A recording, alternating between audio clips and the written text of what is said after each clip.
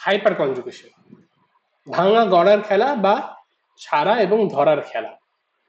তো কেন থিঙ্কারের আজকের ভিডিওতে আমরা হাইপার কনজুগেশন সম্পর্কে জানবো, এবং আজকের ভিডিওটা দেখার পর তোমরা বেসিক থেকে আইআইটি জয়েন্ট অ্যাডভান্স লেভেল পর্যন্ত হাইপার কনজুগেশনের উপর যে কোনো টাইপের কোশ্চেনের অ্যান্সার করতে সমর্থ হবে, খুব সহজেই সেই অ্যান্সারগুলো করে দিতে পারবে।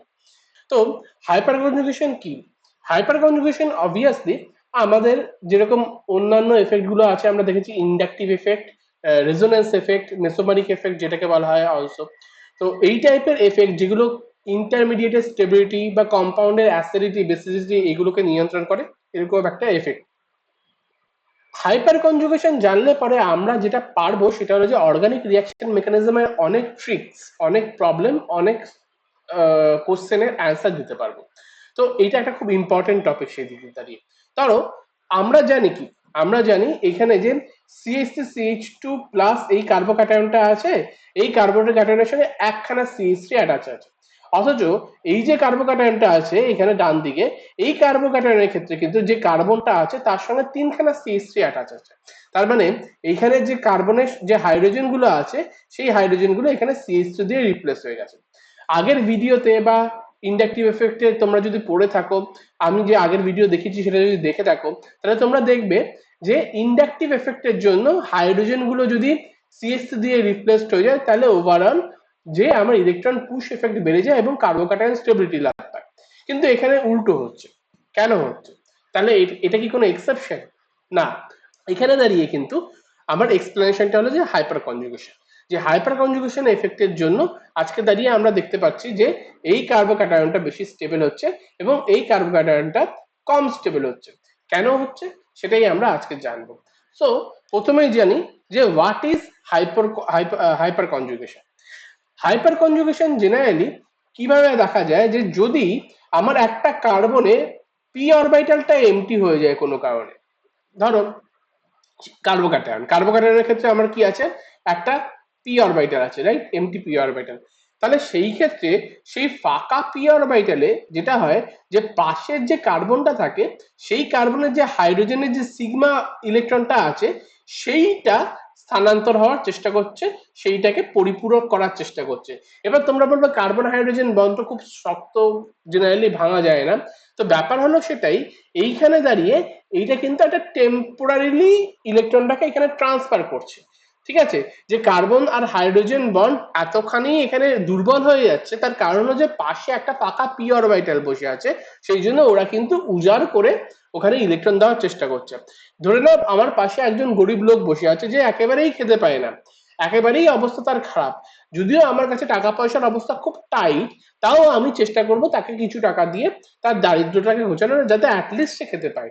এরকমই একটা কনসেপ্ট এখানে চলছে যে পাশের কার্বনটার যে ভ্যাকেন্ট পি অরবিটালটা এতখানি ফাঁকা অবস্থায় আছে, এতখানি ফাঁকা হবার প্রবণতা আছে সেখানে, যেটা পরবর্তীকালে আমরা কিছু অ্যালকিনের ক্ষেত্রে দেখবো কার্বোক্যাটায়ন না হয়েও কিভাবে এই হাইপার কনজুগেশনে পার্টিসিপেট করে।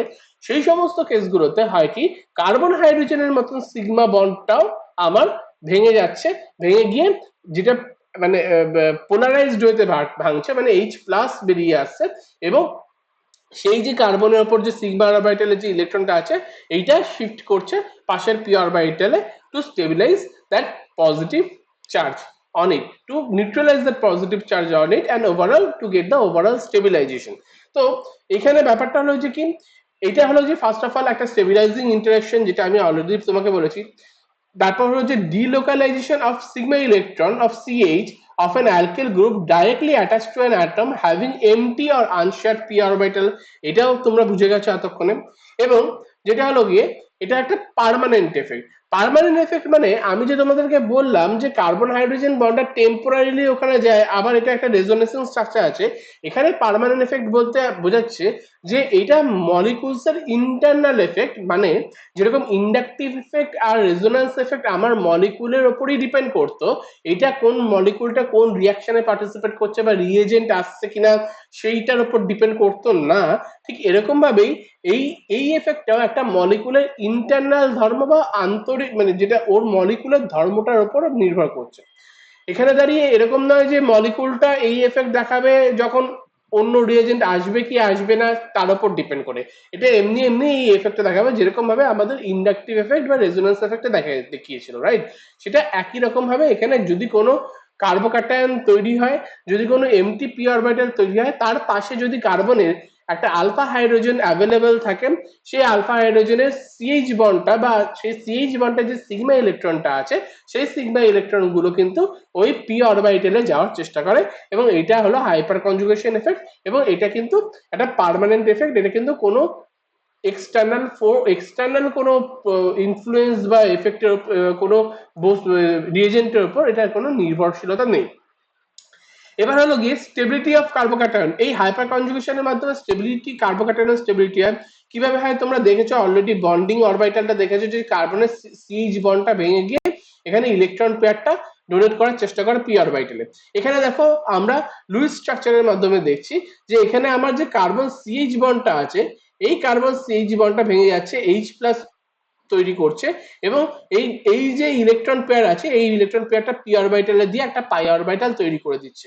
কিন্তু এটা এই টোটাল ব্যাপারটা যেহেতু টেম্পোরারি হচ্ছে, এটা একটা রেজোন্যান্সের মতন ব্যাপার, সেই জন্য হচ্ছে কি একটা এইচ প্লাস যখন করছে, সঙ্গে সঙ্গে সেই এইচ প্লাসটা জুড়ে গিয়ে তার পাশে সিএইচ বন্ডকে আবার সেই সুযোগ দিয়ে দিচ্ছে, আবার আবার সঙ্গে সঙ্গে সেই সিএইচ বন্ডটা এখানে জুড়ে গিয়ে তার পাশে সিএইচ বন্ডকে এই সুযোগটা দিয়ে দিচ্ছে। এরকম করে একটা একটা করে কার্বনের যে আলফা কার্বনের সঙ্গে হাইড্রোজেন যে বন্ডগুলো থাকে, সেই হাইড্রোজেন গুলো একটা একটা করে এরকম প্রথমে এইচ প্লাস রিলিজ করে পাশে ডাবল বন্ড ক্রিয়েট করে, তারপর আবার সেটা জুড়ে যায়, সিগমা বন্ড হয়ে যায়, তার আরেকটা কার্বনের হাইড্রোজেন যে বন্ড আছে সেটা আবার ভেঙে গিয়ে এইচ প্লাস রিলিজ করে পাশে আবার ডাবল বন্ড ক্রিয়েট করে, এরকম করে তৈরি করে। এই যে রেজোন্যান্সের স্ট্রাকচার হচ্ছে, এর মধ্যে ক্যানোনিক্যাল স্ট্রাকচার গুলো তোমরা দেখতে পাচ্ছ। ধরো এই ক্যানোনিক্যাল স্ট্রাকচারটা আছে বা আমার পাশের এই ক্যানোনিক্যাল স্ট্রাকচারটা আছে, সেই ক্ষেত্রে প্রত্যেকটা ক্যানোনিক্যাল স্ট্রাকচারে একটা কিন্তু বন্ড অ্যাবসেন্স থাকছে, যেখানে তোমার এইচ প্লাসটা যেটা খুলে দিচ্ছে বা এইচ প্লাসটা ছেড়ে দিচ্ছে, সেই জন্য কিন্তু একে নো বন্ড রেজোন্যান্স বলে, যেটা আমরা পরে আরেকবার দেখব। তো অবশ্যই কার্বন হাইড্রোজেন বন্ডের উপর এখানে কিন্তু স্টেবিলিটিটা ডিপেন্ড করছে, সেটা বোঝাই যাচ্ছে। এবং যতগুলো আমার আলফা হাইড্রোজেন আছে ততগুলো ক্যানোনিক্যাল স্ট্রাকচার সম্ভব হচ্ছে এখানে দাঁড়িয়ে, সেটা তোমরা বুঝতেই পারছো। এখানে যেহেতু তিনটে আলফা হাইড্রোজেন আছে, সেই জন্য আমার একটা দুটো তিনখানা ক্যানোনিক্যাল স্ট্রাকচার হচ্ছে, প্রত্যেকটা হাইড্রোজেন একবার করে তার মানে ইলেকট্রন পেয়ারটাকে ছেড়ে দিয়ে এইচ প্লাস হয়ে যাচ্ছে, এবং সেই ইলেকট্রন পেয়ারটা, কার্বনের ইলেকট্রন পেয়ারটা, সিগমা ইলেকট্রন পেয়ারটা পাশের পি অরবিটালে গিয়ে স্টেবিলিটির ওভারঅল মলিকুলটাকে স্টেবিলিটি দেওয়ার চেষ্টা করছে। তো যেহেতু তিনখানা এরকম হাইড্রোজেন আছে, তো তিনবার প্রত্যেকে একবার করে সুযোগ পাবে, এবং তিনখানা ক্যানোনিক্যাল স্ট্রাকচার হয়। তো এখানে ওটাই লেখা আছে, greater the number of alkyl groups attached to a positively charged at carbon atom, the greater is the hyperconjugation interaction and stabilization of carbocation. So যত আমার হাইড্রোজেন বেশি হবে, number of hydrogen alpha hydrogen বেশি হবে একটা কার্বোক্যাটায়নের পাশে, তত কিন্তু আমার ক্যানোনিক্যাল স্ট্রাকচারের নাম্বার বেশি হবে। এবং আমরা জানি রেজোন্যান্সের ক্ষেত্রে এটা যেহেতু নো বন্ড রেজোন্যান্স, বা এটাও একটা এক প্রকারের রেজোন্যান্স যেখানে একাধিক ক্যানোনিক্যাল স্ট্রাকচার তৈরি হচ্ছে, সেই ক্ষেত্রে দাঁড়িয়ে কিন্তু আমার যতগুলো ক্যানোনিক্যাল স্ট্রাকচার তৈরি হতে পারছে তত স্টেবিলিটি পাচ্ছে। তার মানে আলফা হাইড্রোজেনের নাম্বারের উপর ডিপেন্ড করে এটার ক্যানোনিক্যাল স্ট্রাকচার তৈরি হচ্ছে, এবং সেটার উপরেই ডিপেন্ড করে এটার স্টেবিলিটি ডিটারমাইন হচ্ছে।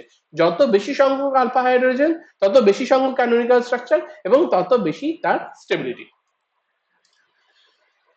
এইবার ধরো এই কোশ্চেনটা যে explain the Trends of stability of carbocation. এখানে কার্বোক্যাটায়নের স্টেবিলিটি দেখো, প্রথমে সিএসটি প্লাস।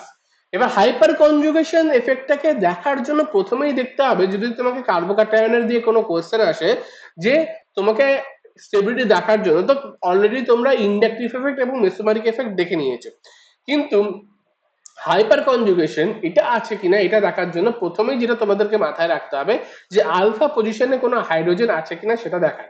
মানে কার্বোক্যাটায়ন যে কার্বনের সঙ্গে যুক্ত, মানে যে কার্বনের উপর কার্বোক্যাটায়ন পজিটিভ আয়নটা ফর্ম হয়েছে, যে কার্বনটা পজিটিভ আয়ন ধরে রেখেছে, সেই কার্বনের পাশের কার্বনে কোনো হাইড্রোজেন আছে কিনা সেটা দেখতে হবে। তো সিএইচসি তে আমার কোনো পাশে কোনো কার্বনও নেই, তার সঙ্গে কোনো হাইড্রোজেনও নেই, সেই জন্য এটা কিন্তু লিস্ট হচ্ছে। এইখানে দেখো স্টেবল হচ্ছে, কারণ এখানে কোনো হাইপার কনজুগেশন স্টেবিলিটি নেই। এইখানে দেখো, এইখানে সিএইচ3 একখানা সিএইচ আছে CH2 প্লাস এর সঙ্গে, তাহলে এক্ষেত্রে কি হচ্ছে, এখানে তিনখানা আমার আলফা হাইড্রোজেন আছে, এখানে ক্যানোনিকাল স্ট্রাকচার হচ্ছে তাই জন্য স্টেবিলিটিটা একটু বেশি। এখানে ক্যানোনিকাল স্ট্রাকচার হচ্ছে আমার অনলি ওয়ান স্ট্রাকচার আসছে, যেটা হলো যে এই CH3+টা। ঠিক আছে, আরেকটা হলো গিয়ে, বা আমি বলতে পারি আর কোনো এখানে স্ট্রাকচার নেই এইখানে দাঁড়িয়ে, অন্য অন্য রেজোন্যান্স স্ট্রাকচার নেই, এটা একমাত্র ইন্টারমিডিয়েটটাই স্ট্রাকচার। এইখানে দাঁড়িয়ে কখানা আসছে, এখানে দাঁড়িয়ে আমার এখানে 3 2 6 হচ্ছে এক্সট্রা, তার মানে আমার এটার সঙ্গে আরো 6খানা এক্সট্রা ক্যানোনিকাল স্ট্রাকচার অরিজিনাল স্ট্রাকচারের সঙ্গে হচ্ছে। আর এখানে দাঁড়িয়ে আমার এক্সট্রা আরো 9খানা স্ট্রাকচার হচ্ছে অরিজিনাল স্ট্রাকচারের সঙ্গে। তো এই কারণে আমার যেহেতু ক্যানোনিকাল স্ট্রাকচার লাস্টেরটা সব থেকে বেশি হচ্ছে, সেই কারণে কিন্তু আমার ওটা স্টেবিলিটি বেশি হচ্ছে। এবার তোমরা বলতে পারো যে স্যার এখানে তো ইন্ডাকটিভ এফেক্ট আছে। অবশ্যই ইন্ডাকটিভ এফেক্ট আছে, ইন্ডাকটিভ এফেক্ট দিয়েও এটা আমরা এক্সপ্লেন করতে পারি, কিন্তু এটা তোমরা বুঝতেই পারছো তখন যেহেতু ইন্ডাকটিভ এফেক্টের সময় শুধু আমি ইন্ডাকটিভ এফেক্ট পড়িয়েছিলাম, এই ব্যাপারটা সম্পর্কে বললে পরে কনফিউজড হয়ে যেতে পারতো তোমরা, সেজন্য তখন বলিনি। কিন্তু আজকে তোমরা এটা বুঝতে পারছো যে ইন্ডাকটিভ এফেক্টের থেকে রেজোন্যান্সের কিন্তু প্রভাবটা অনেক বেশি, কারণ এক্ষেত্রে আমি যেটা আগের বারও বলেছি, রেজোন্যান্সের ক্ষেত্রে বা plus M plus minus M effect, mesomeric effect, এর প্রভাবটা ইন্ডাকটিভ এফেক্টের থেকে অনেক বেশি হয়, কারণ ইলেকট্রনের কমপ্লিট শিফট ঘটে। তো এখানেও যেটা হচ্ছে নো বন্ড রেজোন্যান্স বা ইলেকট্রনের কমপ্লিট শিফট ঘটছে, রাইট, যে সিগমা ইলেকট্রনটা কমপ্লিটলি শিফট করছে, সেজন্য প্রভাবটা কিন্তু অনেক বেশি। সেই জন্য আজকের পর থেকে যখন তোমরা হাইপার কনজুগেশন জানলে, এটা জেনে রাখবে যে এই কার্বোক্যাটায়নের এই স্টেবিলিটি ট্রেন্ডস অর্ডার কিন্তু ইন্ডাকটিভ এফেক্টের থেকেও হাইপার কনজুগেশন এফেক্ট দিয়ে বেশি প্রভাবিত হয়। তো এখানে যেরকম দেখেছো, যেটা আমি আগের বার লিখেছি যে greater the number of alpha hydrogen greater the stability of carbocation. এবার হাইপার কনজুগেশন ইন অ্যালকিন। এইবার দেখো, এতক্ষণ যেটা ছিল সেটা হলো যে হাইপার কনজুগেশন কোথায় হয়েছিল, এতক্ষণ হয়েছিল যে কার্বোক্যাটায়নের পাশের কার্বনের আলফা হাইড্রোজেনের সঙ্গে সেই কার্বোক্যাটায়নের যে কার্বনটা আছে তার পজিটিভ চার্জে वाला কার্বনটা আছে এমটি পি অরবিটাল, সেখানে হয়েছিল হাইপার কনজুগেশন, রাইট।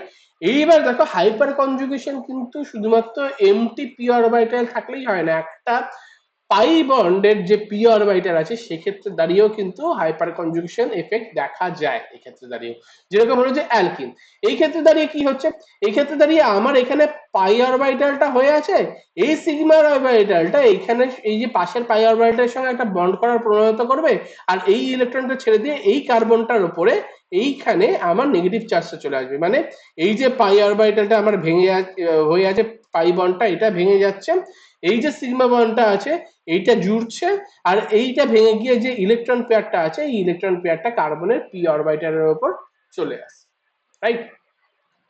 তো আমরা যদি এখানে লুইস স্ট্রাকচারটা দেখি তাহলে কি হচ্ছে, এখানে কার্বন হাইড্রোজেন বন্ড আছে, এখানেও 3টা হাইড্রোজেন আছে, একটা করে প্রত্যেকবার একটা করে হাইড্রোজেন এখানে H প্লাস হবে আর বন্ডটা ভাঙবে আর পাশে শিফট হবে। তাহলে এখানে হচ্ছে কি একটা করে একবার করে এখানে বন্ডটা ভাঙছে, আর এখানে হলো যে এই পাই ইলেকট্রনের বন্ডটা কার্বনের মাথায় গিয়ে CH2 মাইনাস হচ্ছে, তো H প্লাস হচ্ছে, এখানে ডবল বন্ড ফর্ম হচ্ছে, এখানে এখানে আমার কি হচ্ছে নেগেটিভ চার্জটা ফর্ম হচ্ছে। ঠিক একই রকম ভাবে এই যখন হচ্ছে কি আবার এই ইলেকট্রনটা এখানে এসে পড়ছে, এই যে ইলেকট্রনটা আছে এখানে এসে পড়ছে, এই পুনরায় রিস্টোরেশন যেটা হচ্ছে সেই রিস্টোরেশনটা এখানে হচ্ছে, হওয়ার পর এই কার্বন হাইড্রোজেন বন্ডটা তৈরি হচ্ছে, বাট এই কার্বন হাইড্রোজেন বন্ডটা কিন্তু তারপর আবার ভেঙে যাচ্ছে, ভেঙে গিয়ে আবার এই ক্যানোনিকাল স্ট্রাকচারটা দিচ্ছে, যেখানে H প্লাস ফর্ম হচ্ছে আর CH2 মাইনাস হচ্ছে। একই রকম ভাবে আবার এই বন্ডটা জুড়ে যাচ্ছে, এই কার্বন হাইড্রোজেন বন্ডটা জুড়ে যাচ্ছে, কিন্তু এই কার্বন হাইড্রোজেন বন্ডটা ভেঙে যাচ্ছে আর H প্লাসটা এখানে তৈরি করছে। তো এরকম ভাবে ঠিক যেরকম আমরা কার্বোক্যাটায়নের ক্ষেত্রে দেখেছিলাম, অ্যালকিনের ক্ষেত্রেও কিন্তু অ্যালকিনের আলফা পজিশনে, মানে এই যে আমার অ্যালকিনটা আছে, এই অ্যালকিনের যে কার্বনটা আছে তার আলফা পজিশনে যে কার্বনটা আছে, সেই আলফা কার্বনের যতগুলো হাইড্রোজেন আছে সেই হাইড্রোজেনের নাম্বার উপর ডিপেন্ড করে ততগুলো এক্সট্রা ক্যানোনিকাল স্ট্রাকচারের তৈরি হবে। মানে এই স্ট্রাকচারটা ছাড়াও আরো এখানে, এই স্ট্রাকচারটা ছাড়া আমার আরো এখানে তিনখানা 1 2 and 3 এই তিনখানা স্ট্রাকচার তৈরি হয়েছে। তো এটা হলো গিয়ে অ্যালকিনের হাইপার কনজুগেশন কিরকম ভাবে হয়। এবার হলো যে টলুইনের ক্ষেত্রে হাইপার কনজুগেশন হয় কি, মানে এটা যদি কোনো কোশ্চেন হয় তাহলে ডেফিনেটলি তোমরা দেখতেও পাচ্ছ যে টলুইনের ক্ষেত্রে হাইপার কনজুগেশন হয়, ডেফিনেটলি হয়। সেক্ষেত্রে দাঁড়িয়েও এখানে কি হচ্ছে যে পাই অরবিটাল वाला পি অরবিটাল वाला যে কার্বনটা আছে তার আলফা পজিশনে যে কার্বনটা আছে সেই কার্বনের সঙ্গে যেহেতু হাইড্রোজেন যুক্ত আছে, সেই হাইড্রোজেনটা এখানে ইয়েতে হাইপার কনজুগেশনে যায়। তো এক্ষেত্রেও একই রকম হয়, যেরকম এখানে দাঁড়িয়ে একটা করে হাইড্রোজেন ছাড়তে থাকে, প্রথমে হাইড্রোজেনটা ছেড়ে গিয়ে এই সিগমা বন্ডেরটা ভেঙে গিয়ে কার্বনের মাথায় নেগেটিভ চার্জ আসে, যেটা গিয়ে মানে ইলেকট্রন ট্রান্সফারের মাধ্যমে রেজোন্যান্সের মাধ্যমে রিং এ পৌঁছে যায় এবং রিং এর একটা ইলেকট্রন উঠে এখানে নেগেটিভ চার্জ আসে। এটা আবার থ্রু আউট রেজোন্যান্সের মাধ্যমে ছড়িয়ে পড়তে থাকে। তাহলে ছড়িয়ে পড়তে পড়তে টোটাল একবার এখানে আসে, একবার এখানে আসে, আর একবার এখানে আসে। তো এরকম করে রেজোন্যান্সটা ছড়ায় এবং এইটা কিন্তু তিনটে হাইড্রোজেনের ক্ষেত্রেই হয়। তার মানে এইখানে তোমার এখানে ধরো এই দুটো স্ট্রাকচার সেম, এটা আমি ভুল করে এঁকেছি, এই দুটো স্ট্রাকচার সেম, এই দুটো স্ট্রাকচার আলাদা, মানে এটা মিলে একটাই হবে। তো একটা কার্বন যখন আমার হাইড্রোজেন ছাড়ছে, নেগেটিভ চার্জ তৈরি করছে, সেই ক্ষেত্রে দাঁড়িয়ে আমার ওটার সঙ্গে রেজোন্যান্সের জন্য আরো এই একটা, দুটো, তিনটে, চারটে, মানে এইখানে দাঁড়িয়ে বিকজ অফ দ্য বেনজিনের পাই ইলেকট্রনের রেজোন্যান্সের জন্য আরো চারটে ক্যানোনিক্যাল ফর্ম হচ্ছে। এরকম করে কিন্তু আরো দুটো যে হাইড্রোজেন আছে তার ক্ষেত্রেও চারটে চারটে করে হবে। তার মানে এখানে কতগুলো ক্যানোনিক্যাল স্ট্রাকচার বেরিয়ে যাচ্ছে সেটা তোমরা আন্দাজ করতেই পারো, রাইট? বাট মেন ব্যাপার হলো যে টলুইনের ক্ষেত্রেও কিন্তু এখানে আমার হাইপার কনজুগেশন দেখায়। তার কারণ হচ্ছে হাইপার কনজুগেশনটা দেখায় কোথায় না, যে ক্ষেত্রে কার্বনের পি অরবিটালটা আইদার এমটি আছে যেরকম কার্বোক্যাটায়ন, অথবা অ্যালকিনের ক্ষেত্রে যে ক্ষেত্রে কার্বনটা পাই ইলেকট্রন মানে পাই বন্ডিং করেছে এবং সেই যে পি অরবিটালটা তার পাশের যে কার্বনটা আছে সেই কার্বনের সিএইচ সিগমা অরবিটালের সঙ্গে একটা ওভারল্যাপ করে হাইপার কনজুগেশন করে। এটা অ্যালকিন এবং টলুইন দুটো ক্ষেত্রেই দেখা যায়। আচ্ছা, এবার হলো যে দু রকমের আমার হাইপার কনজুগেশন দেখা যায়। একটা হলো sacrificial hyper conjugation. Sacrificial hyper conjugation কাকে বলে? স্যাক্রিফিশিয়াল হাইপার কনজুগেশন হলো যে ধরো আমার মলিকুলটা হলো গিয়ে টোটাল হলো গিয়ে নিউট্রাল, কিন্তু ক্যানোনিক্যাল স্ট্রাকচার গুলো আমরা কিন্তু চার্জ সেপারেটেড, এবং আমার মলিকুলসটায় যতগুলো নাম্বার অফ বন্ড আছে ক্যানোনিক্যাল স্ট্রাকচারে কিন্তু তার থেকে কম নাম্বার অফ বন্ড আছে, কারণ একটা বন্ড তো ভেঙে গেছে, যে কারণে নো বন্ড রেজোনেন্স বলা হয়, রাইট? যে কারণে নো বন্ড রেজোনেন্স বলা হয়, কারণ হাইপার কনজুগেশনটা সিগমা বন্ড ভেঙে হয়। তাহলে সেই ক্ষেত্রে দাঁড়িয়ে এখানে দেখা যাচ্ছে যে স্যাক্রিফিশিয়াল হাইপার কনজুগেশন সেই সমস্ত হাইপার কনজুগেশনকে বলা হয় যে ক্ষেত্রে অরিজিনাল মলিকুলটা নিউট্রাল আছে কিন্তু ক্যানোনিক্যাল স্ট্রাকচার গুলো পোলারাইজ, মানে চার্জ সেপারেশন হয়ে গেছে, এবং অরিজিনাল স্ট্রাকচারের তুলনায় কিন্তু ক্যানোনিক্যাল স্ট্রাকচারের যে ফর্মটা আছে সেই ফর্মটায় বন্ডের নাম্বারটা কম থাকে। এক্ষেত্রে দাঁড়িয়ে কি হয়, the main form contributes more than resonance hybrid than the in resonance hybrid than others canonical form. অবশ্যই, কারণ হাইপার কনজুগেশনে কিন্তু আমার ক্যানোনিক্যাল ফর্ম গুলো প্রত্যেকটা ক্যানোনিক্যাল ফর্ম গুলো নো বন্ডে থাকে, মানে ওর মধ্যে একটা বন্ড ভেঙে এরকম একটা অদ্ভুত রকম ভাবে দেখতে পাচ্ছ যে এইচ প্লাসটা এরকম শূন্যে ভেসে বেড়াচ্ছে, যেটাকে কিছুক্ষণ পরের মুহূর্তেই আবার গ্র্যাপ করে নিচ্ছে কার্বনটা। তো এরকম একটা অস্থির অবস্থায় থাকে। তো ক্যানোনিক্যাল স্ট্রাকচার গুলো কিন্তু কোনো মতেই খুব একটা মানে স্টেবিলাইজ স্ট্রাকচার নয়, বা নর্মাল মলিকুলের থেকে খুব একটা স্টেবিলাইজ স্ট্রাকচার নয়, সেটা আমরা বুঝতে পারছি। পার্টিকুলারলি অ্যালকিনের মতন মলিকুল যেটা স্টেবল গ্রাউন্ড স্টেটে যেটা এক্সিস্টে আছে, সেই তুলনায় কিন্তু ক্যানোনিক্যাল স্ট্রাকচার গুলো একেবারেই স্টেবল নয়, সেটা আমরা বুঝতে পারছি। এই জন্য মেইন ফর্ম থেকে এইটা স্যাক্রিফিশিয়াল হাইপার কনজুগেশনের ক্ষেত্রে এইটা মেইন ফর্মটা লোয়েস্ট এনার্জিতে থাকে, এবং আমরা পরে দেখবো হাইপার আইসোভ্যালেন্ট হাইপার কনজুগেশন সেক্ষেত্রেও তাই হয়। কিন্তু আগে আমরা জেনে নিই আইসোভ্যালেন্ট হাইপার কনজুগেশন কাকে বলে। আইসোভ্যালেন্ট হাইপার কনজুগেশনের ক্ষেত্রে যেটা হয় সেটা হলো যে অরিজিনাল কম্পাউন্ড যে অরিজিনাল যে আমার কম্পাউন্ড না বলে এখানে ইন্টারমিডিয়েট বলাই ভালো, কারণ এটার এক্সাম্পল হলো কার্বোক্যাটায়নের। তো অরিজিনাল যে এখানে মেন যে স্ট্রাকচারটা আছে সেটার সঙ্গে কিন্তু যে আমার ক্যানোনিক্যাল স্ট্রাকচার আছে সেই ক্যানোনিক্যাল স্ট্রাকচার গুলো কোনো সাইড কোনো চার্জ সেপারেশনের কোনো ব্যাপার থাকে না, ঠিক আছে? এবং টোটাল নাম্বার অফ বন্ডের ক্ষেত্রে কিন্তু এখানে একটা চেঞ্জ থাকে, এখানেও হাইপার কনজুগেশনের ক্ষেত্রে বন্ড গুলোর নাম্বার কমে যাচ্ছে ক্যানোনিক্যাল স্ট্রাকচার, কারণ নো বন্ড রেজোন্যান্স। তো এনি হাউ হাইপার কনজুগেশন যখন হবে একটা বন্ড কমে যাবে, কারণ সেই বন্ডটা ভেঙে আমার সিগমা ইলেকট্রন জেনারেট করে পাশের এমটি পি অরবিটাল বা পাই অরবিটালে ঠেলছে। কিন্তু হচ্ছে কি হচ্ছে হলো গিয়ে এই ক্ষেত্রে অ্যাটলিস্ট প্রত্যেকটা স্ট্রাকচারে আমার এখানে কিন্তু কার্বোক্যাটায়নটা এখানে হচ্ছে কি কার্বোক্যাটায়নটা আমার ইয়ে হচ্ছে একই রকম চার্জ সেপারেশনে আছে, মানে অরিজিনাল মলিকুলেরও একটা পজিটিভ চার্জ আছে, আর ক্যানোনিক্যাল স্ট্রাকচার গুলোতেও এখানে দেখা যাচ্ছে একটা করে পজিটিভ চার্জ আছে, যেখানে এইচ প্লাসটার উপর পজিটিভ চার্জটা রয়ে গেছে। এবং এই ক্ষেত্রে দাঁড়িয়ে কি হচ্ছে, canonical forms display no more charge separation than the main forms, যেটা আমি অলরেডি বলেছি। এবং here also the main form contributes more, মানে দ্য মেইন ফর্মটা যেটা আছে সেই মেইন ফর্মটা কিন্তু স্টেবিলিটি অনেক বেশি হচ্ছে ক্যানোনিক্যাল ফর্মের থেকে। তার কারণটা আমি অলরেডি বলে দিয়েছি যে ক্যানোনিক্যাল ফর্মে এরকম একটা অদ্ভুত স্ট্রাকচারের জেনারেট করছে, যেখানে হাইড্রোজেনটা এরকম কিছুক্ষণের জন্য একটু ভেসে টাইপের থাকছে, কিছুক্ষণের জন্য একটু ডিট্যাচ থাকছে, যেটা বন্ডটা ব্রেক হওয়ার পর হচ্ছে, এই জন্য নো বন্ড রেজোন্যান্স বলা হয় এটাকে। এবং টোটাল বন্ডটা যদি আমরা দেখি আইসোভ্যালেন্টে, এখানে কিন্তু টোটাল বন্ডটা কিন্তু এক থাকছে। আমি আগেরবার বললাম যে বন্ডটা এখানে চেঞ্জ হচ্ছে, বন্ডটা অ্যাকচুয়ালি চেঞ্জ হচ্ছে না, বন্ড নাম্বারটা এক থেকে যাচ্ছে। তার কারণটা হলো যে যেহেতু এই বন্ডটা ভেঙে গিয়ে একটা এক্সট্রা পাই বন্ড এখানে তৈরি হচ্ছে, তো টোটাল নাম্বারটা এখানে বন্ডটা কিন্তু সেম থেকে যাচ্ছে, বাট অলরেডি সিগমা বন্ড ভাঙছে এবং একটা অদ্ভুতের একটা স্ট্রাকচার তৈরি হচ্ছে, যেখানে এইচ প্লাসটা ফ্লোটিং অবস্থায় আছে। এই জন্য এটা কিন্তু নো বন্ড রেজোন্যান্সের মধ্যে এটাও পড়ছে। বাট আইসোভ্যালেন্ট যেহেতু হাইপার কনজুগেশন, এটার মেন বৈশিষ্ট্য হলো চার্জ সেপারেশন হবে না, মানে চার্জ সেপারেশন তোমার কোনো পার্থক্য থাকবে না অরিজিনাল স্ট্রাকচার থেকে। নতুন কেমিক্যাল স্ট্রাকচারের চার্জের সেপারেশন আলাদা করে কিছু নতুন ভাবে হবে না। এবং এটা এক্ষেত্রেও কিন্তু আমার মেন যে স্ট্রাকচারটা থাকছে সেই স্ট্রাকচারটা স্টেবিলিটিটা কম হচ্ছে অন্যান্য স্ট্রাকচারের, সরি মেন যে স্ট্রাকচার থাকে তার স্টেবিলিটিটা বেশি হচ্ছে অন্যান্য স্ট্রাকচারের তুলনায়, সেই জন্য মেন ফর্মটা বেশি কন্ট্রিবিউট করছে। এবার আমরা কিছু কোশ্চেন করে নিই হাইপার কনজুগেশনের উপর। প্রথম কোশ্চেনটা হলো যে হুইচ ইজ মোর স্টেবল। দেখো এখানে এই দুটোর মধ্যে কোনটা বেশি স্টেবল। স্টেবলটা হলো কি, এখানে অবশ্যই তোমরা বুঝতে পারছো, আমি অলরেডি এই কোশ্চেনটা তোমাদের প্রথম দিকে দেখিয়েছিলাম, এবার তোমরা অ্যান্সার করতে পারবে। এখানে আলফা হাইড্রোজেনের সংখ্যা কটা, এখানে আলফা হাইড্রোজেনের সংখ্যা 3টে। এখানে আলফা হাইড্রোজেনের সংখ্যা কটা, এখানে আলফা হাইড্রোজেনের সংখ্যা 0, তাই তো। তো এখানে যেহেতু আলফা হাইড্রোজেনের সংখ্যা 0 আর এখানে যেহেতু আলফা হাইড্রোজেনের সংখ্যা 3টে, তাহলে এখানে দাঁড়িয়ে 3টে এক্সট্রা ক্যানোনিক্যাল স্ট্রাকচার তৈরি হবে, আর এখানে দাঁড়িয়ে আর কোনো ক্যানোনিক্যাল স্ট্রাকচার তৈরি হবে না। মানে এইটা হাইপার কনজুগেশন এফেক্ট দিয়ে মোর স্টেবিলিটি পাচ্ছে দেন এইটা।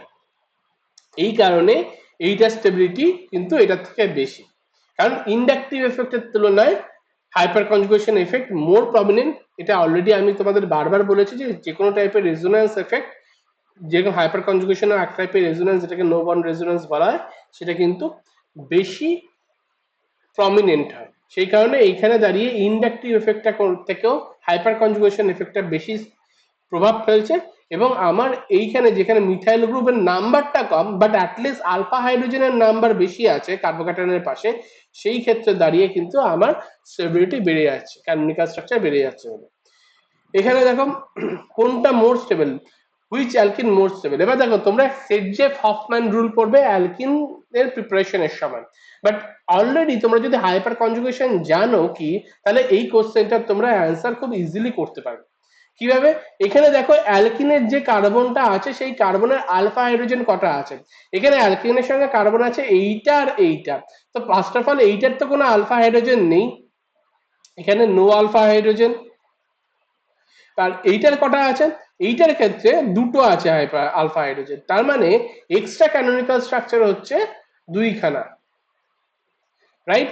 বাট এইখানে কার্বনটা কোনটা কোনটা, অ্যালকিনের কার্বন এইটা আর এইটা, তাহলে এইখানে আলফা হাইড্রোজেন আছে 3টে আর এইখানে আলফা হাইড্রোজেন আছে 3টে, 3 3 6টা।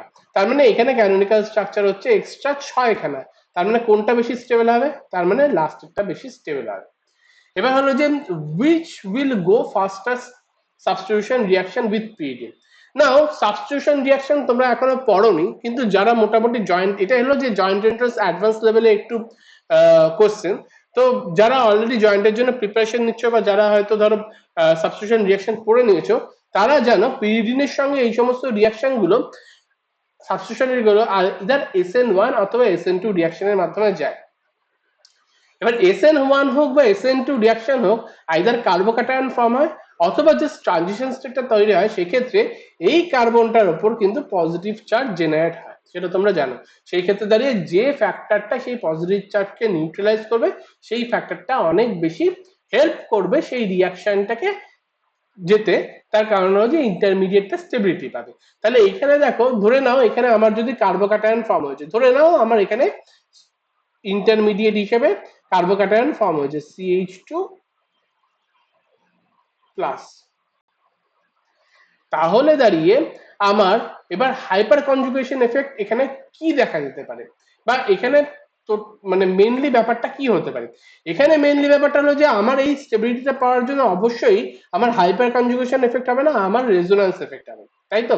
রেজোন্যান্স এফেক্টের ফলে আমার যেটা হতে পারে সেটা হলো গিয়ে আমার যে এই বেনজিন রিংটা আছে সেই বেনজিন রিংয়ের স্ট্রাকচারটা এখানে CH2 হতে পারে, এখানে ডবল বন্ড এরকম ভাবে থাকতে পারে, এখানে CH আছে,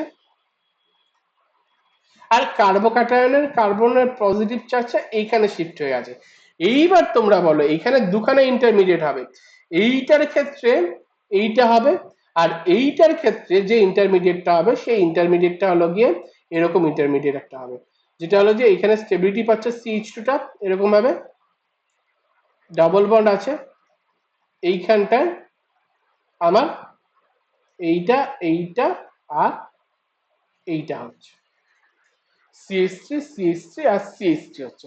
তাহলে এবার তোমরা বলো এই যে কার্বোক্যাটায়নটা আছে আর এই কার্বোক্যাটায়নটা আছে কোনটা বেশি স্টেবল হচ্ছে, কোনটা বেশি স্টেবল হচ্ছে?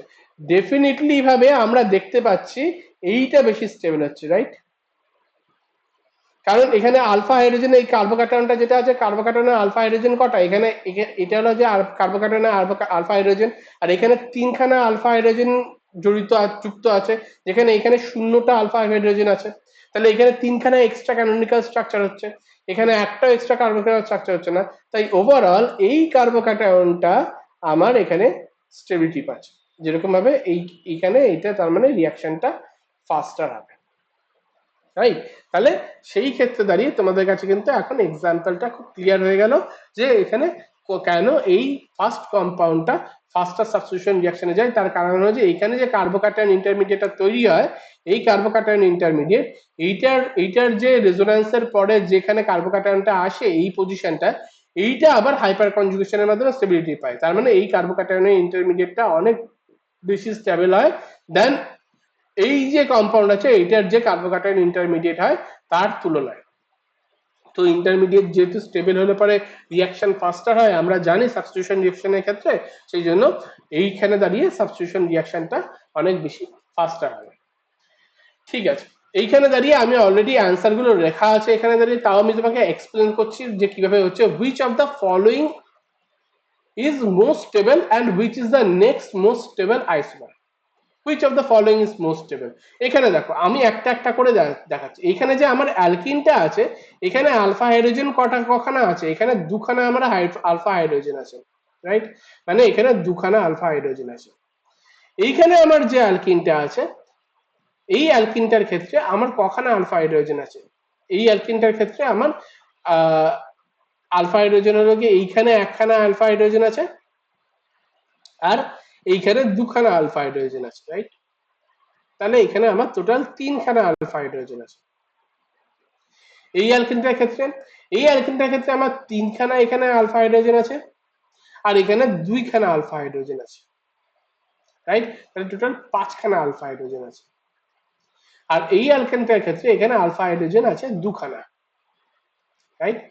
তাহলে তাহলে আমার এখানে সি এর ক্ষেত্রে টোটাল হচ্ছে যে পাঁচখানা, আমি টোটাল গুলো লিখছি, এখানে সি এর ক্ষেত্রে টোটাল হচ্ছে পাঁচখানা, এখানে বি এর ক্ষেত্রে টোটাল হচ্ছে তিনখানা, এখানে টোটাল আছে হলো গিয়ে আমরা একবার দেখে নিই, এই অ্যালকিনটার এখানে আলফা পজিশনে কোনো হাইড্রোজেন নেই আর এখানে আলফা পজিশন দুখানা আছে, এখানে দুখানা আর এখানে তো দুখানা আছে দেখতেই পাচ্ছি, কারণ এখানে কোনো হাইড্রোজেন নেই এইখানটা, এখানে একমাত্র দুখানা হাইড্রোজেন আছে। তবে চোখ বন্ধ করে দেখা যাচ্ছে আমার সিটা হলো গিয়ে মোস্ট স্টেবল, রাইট? এইবার এ আর বি এর মধ্যে আমার এটা কেন সেকেন্ড মোস্ট স্টেবল হচ্ছে, তার একটা কারণ যেটা তোমরা পরে জানতে পারবে, সেটা হলো যে আলফা বিটা আনস্যাচুরেটেড কিটোন। দেখো সিটায় কিন্তু আলফা বিটা আনস্যাচুরেটেড কিটোন আছে, এটাই কিন্তু আলফা বিটা আনস্যাচুরেশন কিটোনের নেই। আবার এগেইন এটাই আলফা বিটা আনস্যাচুরেশন কিটোনের আছে। তাহলে এখানে হাইপার কনজুগেশন এফেক্ট যখন 2 আর 3 এর পর্যায়ে আছে, এখানে হচ্ছে কি first of all hyper conjugation effect high because of the number of hydrogen. Second point হলো যে আলফা বিটা আনস্যাচুরেশন আছে, কিটোনের আলফা বিটা পজিশনে আনস্যাচুরেশন আছে এবং তার জন্য মলিকুলটা স্টেবল হয়। এটা অ্যাডভান্স লেভেলের কনসেপ্ট। তোমাদের পরে আমি আরেকটা ভিডিও করে যখন কিটোন পড়াবো বা আলফা বিটা আনস্যাচুরেটেড কিটোন পড়াবো, মাইকেল অ্যাডিশন বা 1,2 অ্যাডিশন এগুলো পড়বে, সেই সময় দাঁড়িয়ে তোমরা জানতে পারবে যে কেন এই স্ট্রাকচারটা বেশি স্টেবল হয়। এখানেও বন্ডিং ওভারল্যাপের একটা গল্প আছে। কিন্তু আমার কাছে ব্যাপারটা হয়ে গেছে যে এইখানে দাঁড়িয়ে কিন্তু যেহেতু এটা আলফা বিটা আনস্যাচুরেটেড কিটোন, এই জন্য এটা আমার সেকেন্ড মোস্ট স্টেবল হয়ে যাচ্ছে দেন বি এর তুলনায়। যদিও বিতে আমার দেখা যাচ্ছে যে এখানে যে হাইড্রোজেন গুলো আছে সেইগুলো আমার হাইপার কনজুগেশনে আর এখানে গেলেও যেতে পারে। এই সমস্ত হাইড্রোজেন গুলো টোটাল তিনটে নাম্বার অফ হাইড্রোজেন আমার আলফা পজিশনে আছে, তিনখানা হাইড্রোজেন। তো তিনখানা এক্সট্রা ক্যানোনিকাল স্ট্রাকচার হতে পারতো, বেশি হতে পারতো ক্যানোনিকাল স্ট্রাকচার এর তুলনায়। কিন্তু স্টেবিলিটি এখানে যেহেতু একখানা ক্যানোনিকাল স্ট্রাকচারের ডিফারেন্স এবং সেই সঙ্গে দাঁড়িয়ে আলফা বিটা আনস্যাচুরেশন কিটোনে আলফা বিটা পজিশনে আনস্যাচুরেশন থাকলে পরে একটা অন্য এফেক্টের কারণে বিশাল বড় স্টেবিলিটি পেয়ে যায়, সেই জন্য কিন্তু এটা বিকে মার্ক দিয়ে দিয়েছে এখানে, রাইট। এবার হলো গিয়ে how many hydrogen will participate in hyper conjugation. এখানে তার মানে তোমাদেরকে ধরতে হবে যে কখানা আলফা হাইড্রোজেন আছে এখানে জানতে হবে। তাহলে কোনটার তুলনায় আমার পাই অরবিটাল এখানে আছে, মানে এই কার্বনটা, এই কার্বনটা, এই কার্বনটা আর এই কার্বনটা। কারণ আমরা জানি বেনজিনের আমরা পড়েছি স্ট্রাকচার সব কটা কার্বনের উপরেই পি অরবিটাল ঘুরতে থাকে। তো আমাদের 6খানা কার্বনের উপরেই পি অরবিটাল আছে বা পাই অরবিটাল আছে, বন্ডিং করছে, সেটা ধরে নিয়ে যেগুলো অ্যাটাচড আছে কার্বনগুলো সেগুলোকে ধরতে হবে। তাহলে এখানে 4টে ক্ষেত্রেই কার্বন ধরতে হবে, তার আলফা পজিশনে আমাকে হাইড্রোজেন ধরতে হবে। তাহলে এখানে হাইড্রোজেন কটা আছে এর আলফা পজিশনে? 2খানা আছে। এখানে হাইড্রোজেন, এই কার্বনের আলফা পজিশনে হাইড্রোজেন কটা আছে? এখানে 1খানা আছে। এই কার্বনের আলফা পজিশনে হাইড্রোজেন এখানে কটা আছে? এখানেও 1খানা আছে। আর এখানে 2খানা আছে এই কার্বনের যে আলফা পজিশন এখানে। তাহলে 2 1 3 3 1 4 2 6, 6খানা। অ্যান্সার হলো 6খানা। Which of the following is most stable? এখানে দেখো আমার এখানে এই কার্বোক্যাটায়নের আলফা পজিশনে কটা আমার হাইড্রোজেন আছে দেখতে হবে। এইখানে আছে একটা হাইড্রোজেন, এইখানে আছে দুটো হাইড্রোজেন, 3খানা হাইড্রোজেন হয়ে গেল, আর এখানে আছে 2খানা হাইড্রোজেন, টোটাল 5খানা হাইড্রোজেন হয়ে গেল, রাইট। তাহলে 5খানা হাইড্রোজেনের জন্য এখানে এক্সট্রা 5খানা কেমিক্যাল স্ট্রাকচার হচ্ছে। এখানে একটা আছে, এখানে একটা হাইড্রোজেন আছে, এখানে 3খানা হাইড্রোজেন আছে, এখানে 2খানা হাইড্রোজেন আছে আলফা পজিশনে। এই কার্বোক্যাটায়ন এই সেন্টারটা আলফা পজিশন গুলো, এটা আলফা, এইটা আলফা, এইটা আলফা আর এইটা আলফা। তাহলে 1 2 3 3 2 5, এখানে 6খানা আমার আলফা হাইড্রোজেন আছে, তার মানে 6খানা এক্সট্রা কেমিক্যাল স্ট্রাকচার আছে। এইখানে দাঁড়িয়ে কি হচ্ছে? 3খানা আলফা হাইড্রোজেন, 3খানা আলফা হাইড্রোজেন, 2খানা আলফা হাইড্রোজেন। তাহলে 3 3 6 2 8, রাইট। এখানে আমার 3 3 6 2 8খানা আলফা হাইড্রোজেন আছে। তো এখানে আমার 8খানা এক্সট্রা কেমিক্যাল স্ট্রাকচার আছে। আর এইখানে এই কার্বোক্যাটায়নের এখানে 2খানা আলফা হাইড্রোজেন আছে, এইখানে 2খানা আলফা হাইড্রোজেন আছে, আর এইখানে কোনো আলফা হাইড্রোজেনই নেই। তার মানে এখানে 4টে টোটাল হাইড্রোজেন আলফা হাইড্রোজেন আছে। তার মানে কি সি তে আমার বেশি নাম্বার অফ কেমিক্যাল স্ট্রাকচার হচ্ছে, রাইট। তার মানে অ্যান্সার হলো আমার সি। তো এইভাবেই আশা করি যে কার্বোক্যাটায়নের স্টেবিলিটিতে এবার তোমরা ডেফিনেটলি যে জিনিসটা দেখবে সেটা হলো গিয়ে আলফা হাইড্রোজেনটা দেখবে। অ্যাডভান্স লেভেলের ক্ষেত্রে definitely alpha beta unsaturation of ketone বা যেটা টলুইনের কেস দেখালাম বা এইখানে আগের আগের যে স্লাইডে সাবস্টিটিউশন রিঅ্যাকশনের ক্ষেত্রে দেখালাম, সেটা তোমরা আস্তে আস্তে পড়তে পড়তে অর্গানিক কেমিস্ট্রি জানতে পারবে। আমি ইন ফিউচার প্রত্যেক দিন নিয়ম করে পুরো অর্গানিক কেমিস্ট্রি যে চ্যাপ্টার গুলো সবকটা কভার করব ইন ডেপথ, যাতে তোমার প্রত্যেকটা ভিডিও দেওয়ার পর তোমাদের অর্গানিক কেমিস্ট্রি নিয়ে অ্যাটলিস্ট প্রথমে অর্গানিক কেমিস্ট্রির সঙ্গে বেসিক জেনারেল কেমিস্ট্রিও করব, সবই আসবে inorganic physical chemistry, but at least যত হাই লেভেলেরই কোশ্চেন আসুক অ্যাডভান্স জয়েন্ট এন্ট্রান্স অ্যাডভান্স লেভেলে বা আমাদের অলিম্পিয়াড লেভেলে বা নিট লেভেলে, তোমরা কেমিস্ট্রি যাতে সব এই কোশ্চেনের অ্যান্সার গুলো করতে পারো, তার সমস্ত প্রবলেম নিয়ে প্রচুর প্রবলেম সলভিং অ্যাপ্রোচ নিয়ে এবং problem solving itself, not only PYQ, সঙ্গে দাঁড়িয়ে বিভিন্ন বইয়ের ডিফিকাল্ট বইগুলো যেগুলো আছে সেগুলো সবকটা কোশ্চেন অ্যান্সার আমাদের এই চ্যানেলে আমরা করাবো, যাতে তোমাদের বেসিক কনসেপশন পুরো ক্লিয়ার হয়ে যায় এই কেমিস্ট্রি বা অর্গানিক কেমিস্ট্রি সম্পর্কে। আশা করি ভিডিওটা ভালো লেগেছে। তোমাদের যদি কোনো কোশ্চেন থাকে ডেফিনেটলি কমেন্টে জানিও যে কি কোশ্চেন আছে, আর কোনো যদি টপিকের প্রায়োরিটি থাকে সেটাও তোমরা জানিও। থ্যাংক ইউ, আবার দেখা।